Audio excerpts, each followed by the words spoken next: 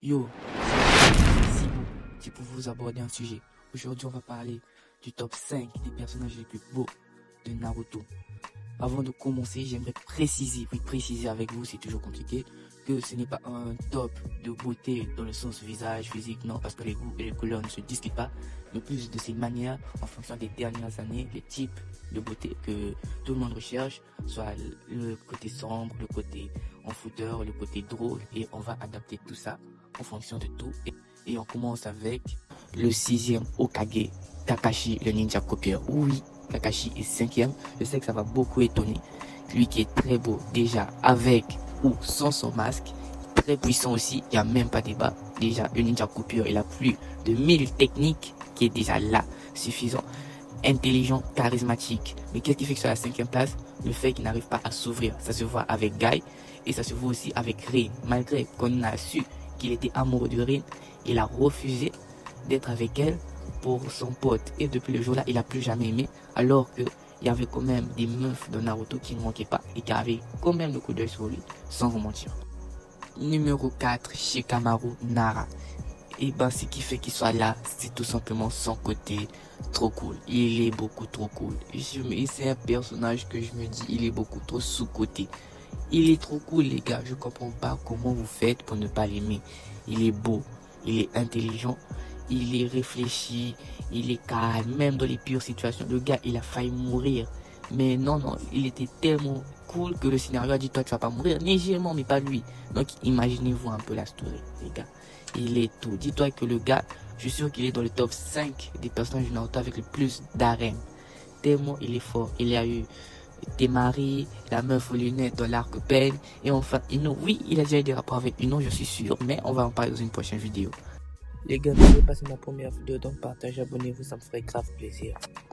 En numéro 3, on a le seul et l'unique Sasuke Uchiwa, qui est seulement le ninja le plus fort de Konoha. Oui, Sasuke est un Naruto, et je pense que je vais en faire une vidéo.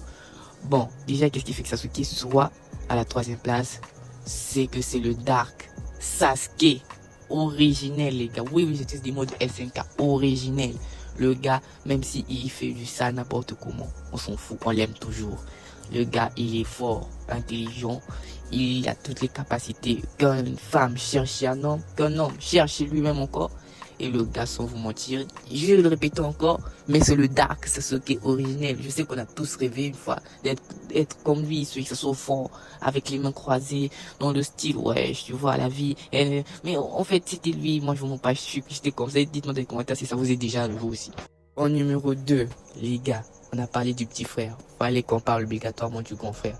Itachi Uchiwa, qui est le ninja déserteur le plus célèbre de tout Konoha. Le gars, il est BG. Et dis-toi que c'est même pas ça, il sait cuisiner. Déjà là, c'est fini. On peut s'arrêter là. Il est fort, encore une fois. Il est beau, oui, il est beau. Même avec ses rides, il est beau, les gars. Non, c'est trop fort. Et en plus, il est intelligent, réfléchi, calme, posé. Mais qu'est-ce qui fait qu'il soit juste numéro 2? Et ben, c'est tout simplement la communication. Oui, malgré son côté cool, il n'a pas ce côté communication. Je peux dire ce côté leadership. Il n'a pas ce côté-là. C'est plus un ninja solitaire qui préfère faire les choses seul, de sa façon, que ramener les autres. Et je pense que c'est ça qui fait que Itachi soit juste 2e. Mais le premier n'a pas du tout ces problèmes. Et il, comme Itachi, mais en beaucoup mieux pour moi. Et je pense qu'on est tous d'accord, vous le connaissez vous tous.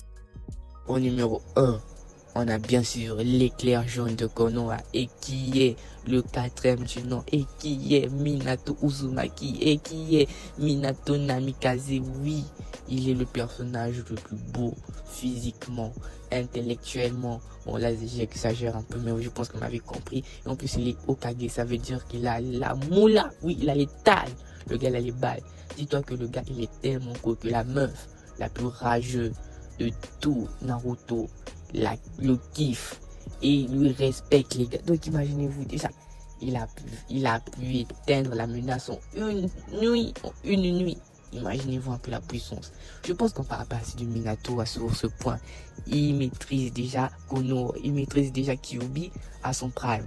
Donc imaginez-vous s'il était là, les gars. Non, pour moi Minato, il n'y a pas de débat. C'est l'un des personnages, voire le meilleur personnage de tout Naruto. Et juste le fait qu'on a fait un seul manga sur lui, moi ça m'énerve.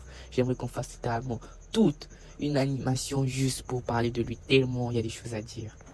Les gars, c'est fini. Encore une fois, c'est mon avis. Oui, oui, c'est mon avis. Et pour créer cet avis, je me suis basé sur les critères d'aujourd'hui, en fonction de ce que les gens aiment et veulent devenir. Oui, je sais que c'est plutôt compliqué.